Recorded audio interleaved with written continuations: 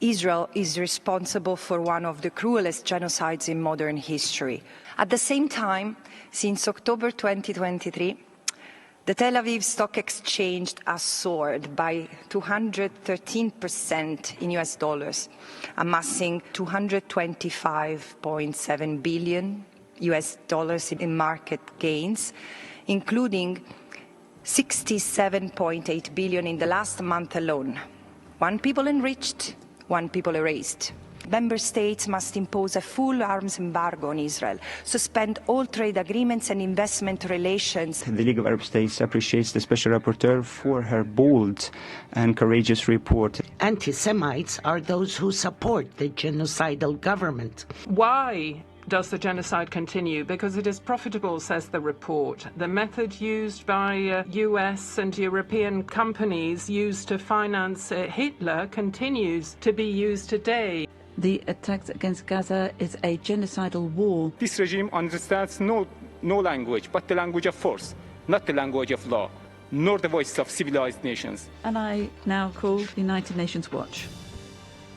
Mr. President, is today's report balanced? Israel is accused of genocide 68 times. Now, on October 7th, the world saw Hamas start a war by invading Israel, firing thousands of rockets, massacring 1,200 people, including families and little children in their homes. Hamas pledged to do it again. Israel has been fighting a just war against a terrorist army, which cynically embeds itself among civilians. Ms. Albanese, war is not genocide. But in your report, there's no war at all. It's only about Israel. We ask, why does your report never mention once the October 7th invasion and massacre, or even the word Hamas? Why does your report never once mention Hezbollah on October 8th? Joining Hamas's war, they began firing thousands of missiles at Israel.